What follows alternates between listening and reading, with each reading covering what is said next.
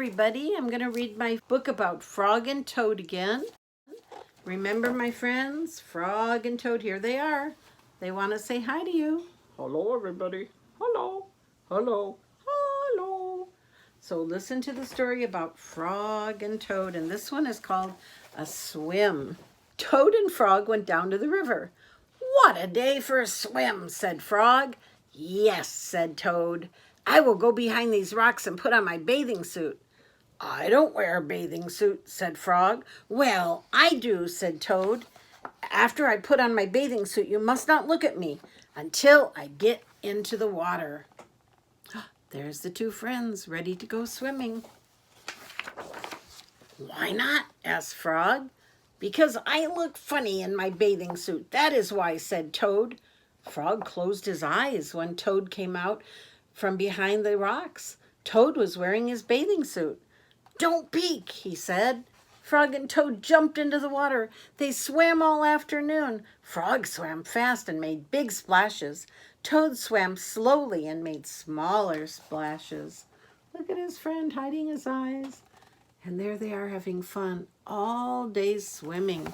Have you had fun with a friend swimming?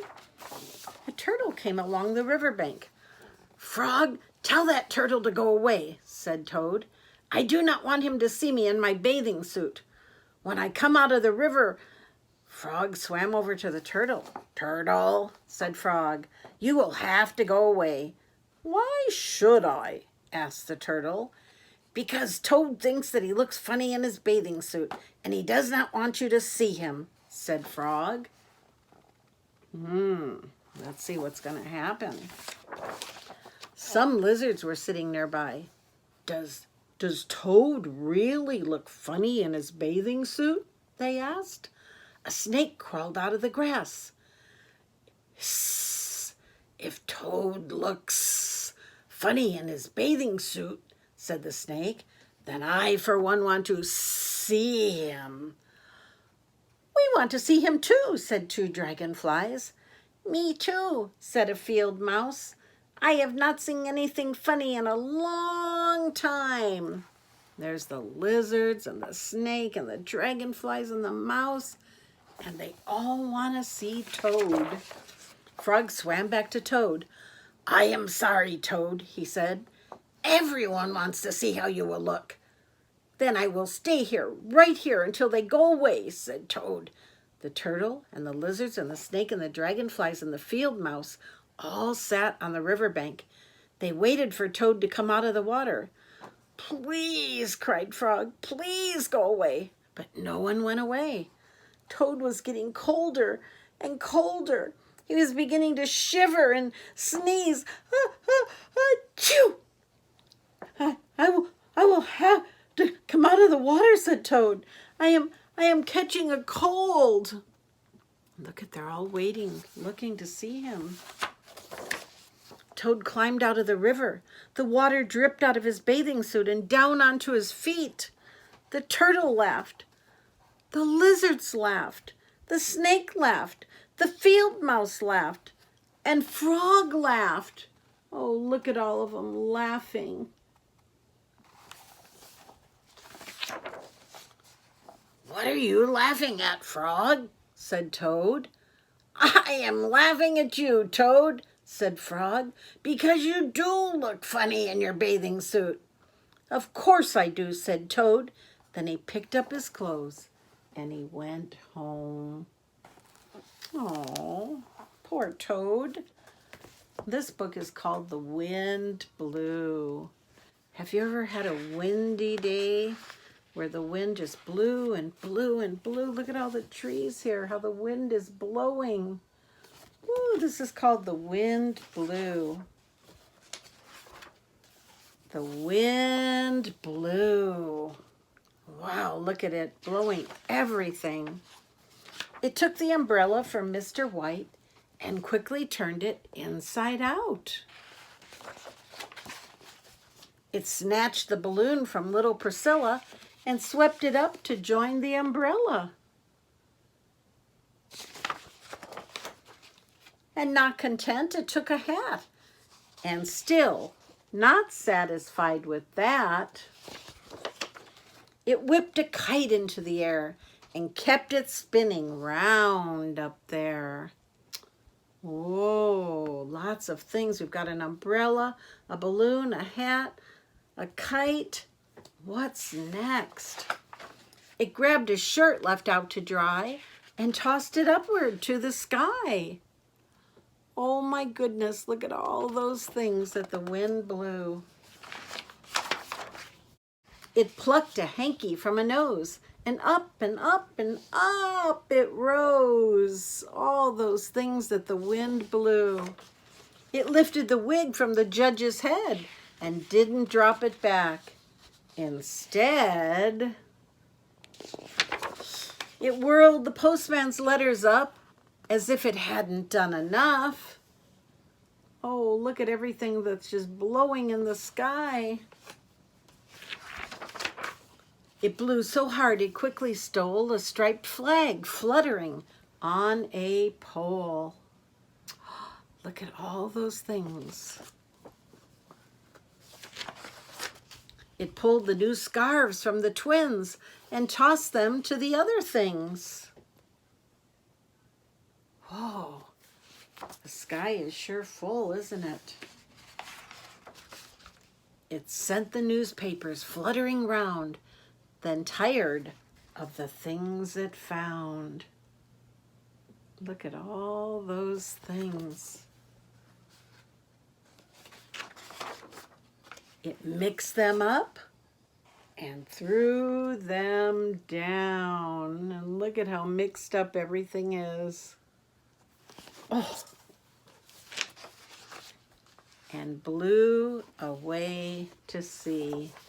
And they're all saying, goodbye to the wind. It's helping the boat to sail. Goodbye. Goodbye. Whew, what a windy day that was. And this book is called Shara Tiara. Shara Tiara. That's kind of a cool name. Shara Tiara. Shara Tiara was no ordinary princess. For starters, she preferred frankfurters to most fancy pants foods. She was never ever afraid to get dirty. And most unprincess-like of all, Shara liked to do things for herself, even if it wasn't easy.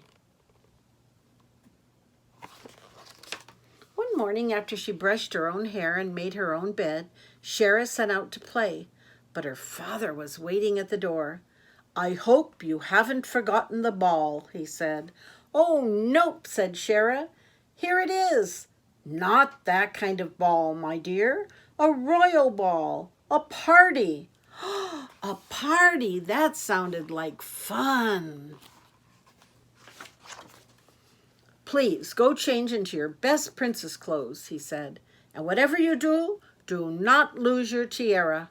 They don't grow on trees, you know." Shara groaned. It was not easy having a king for a daddy. Look at all her tiaras there she has to choose from.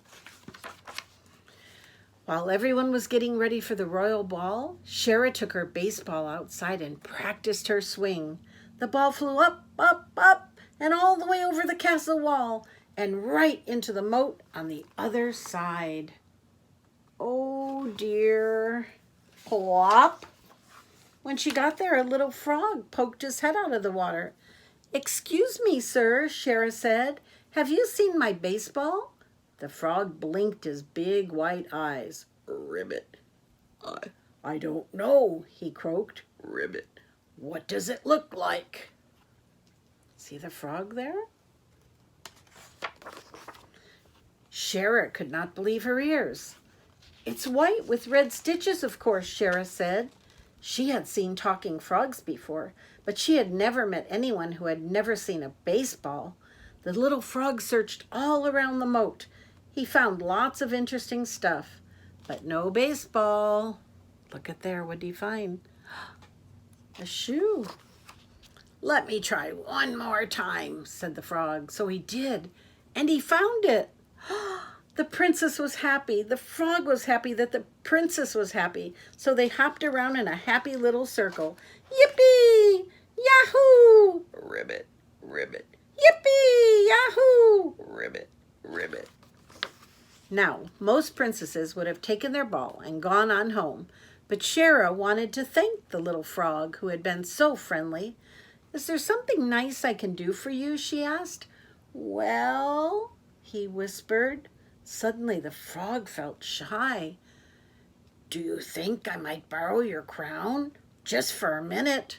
Like most frogs, he had always dreamed of becoming a prince. And because she was not your ordinary princess, Shara said, sure. The little frog jumped from lily pad to lily pad, admiring his reflection in the water. I'm a prince. I'm charming. Ribbit, ribbit. Oh, he was so happy to see himself. Shara picked up the baseball and tossed it up and down, up and down. She was having such a wonderful time, but she felt like she was forgetting something. Oh no, time to go. The ball. She bent down to say goodbye to her friend and get her tiara, but she couldn't get it off the little frog's head. Oh dear. Shara twisted. She tugged and turned, but it was no use. The tiara was stuck. Oh dear.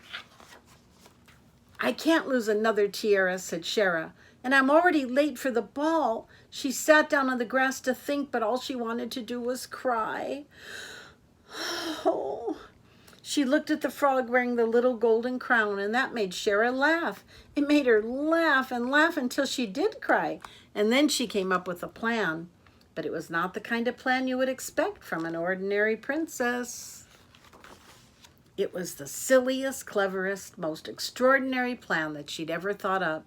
Shara picked up the little frog and placed him on her head. And with the tiara on the frog and the frog on the princess, they laughed all the way back to the castle, and they did have a ball. And do you know what happened next? They lived happily ever after. The end. Look at, they're sharing their frankfurters and just having a great time, and they had a great time at the ball. So that's Shara Tiara. What a fun princess she was. Well, I'm going to say goodnight, and I love you all. And let's see who's out there. Oh, where's my binoculars? There they are. Let's see who's watching tonight. Oh, I see you all. There's Joanna and Owen and Dylan. And there's Nathan and Shane and Ellery, Abby and Megan and Harper and Greg. There's Amron and Logan. Hi, everybody. I miss you all. And I love you. Mwah. Good night. Amen.